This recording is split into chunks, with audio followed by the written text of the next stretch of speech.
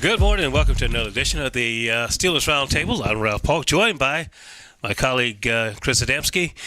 Chris, the season opener in Washington, the Steelers, an impressive victory, 38-16.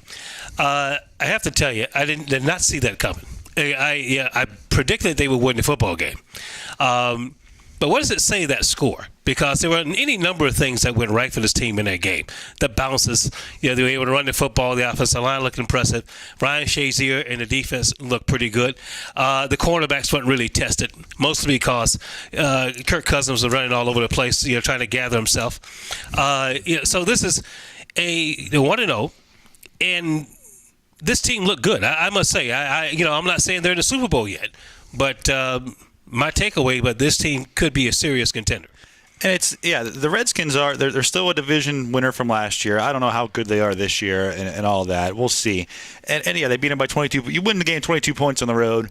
That's impressive. Unless you're playing at Cleveland, that's impressive. Even that's impressive in its own right. But that's something to say. And not only that, though, it was going into it. I thought, yes, of course, winning or losing makes a big deal, especially when you got Cincinnati this week. You start 0-1, and it's not a must-win. But all of a sudden, you're down 2 games if you happen to lose to the Bengals this Sunday. So for the win itself, obviously, that's something now.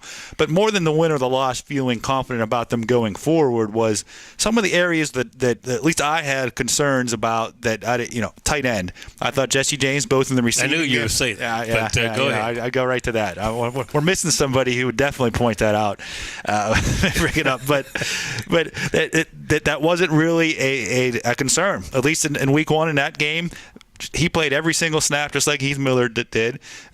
We saw some of his blocks. I didn't sit down and break down his film on a snap-by-snap basis, of course, but look at the results in the running game. Look at the results in only having 1 sack. There wasn't any protection issues. There wasn't any creating hole issues for the team as whole. So overall, Jesse James at very worst did an adequate job, and there was a very good offensive line. Along with that, the offensive line, especially left tackle Villanueva, I thought had, to me anyway, I was sort of kind of a wait and see after camp.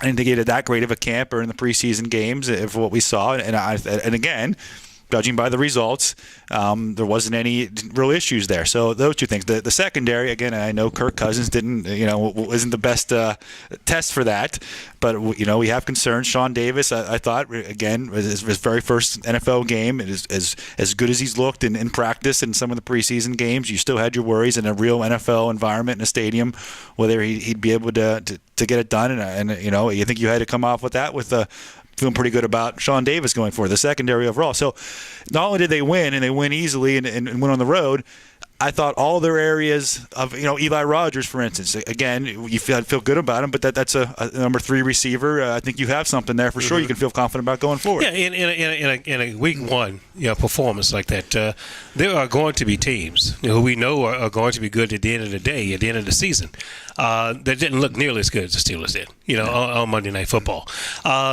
I want to say before we move on that you mentioned the fact that Mark Cabola, not in the studio with us.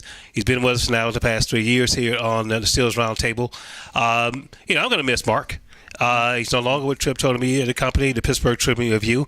I wish him nothing but the best of luck, and I'm sure he'll do a good job where he's going now. And if he's listening, we'll miss you, man, and good luck.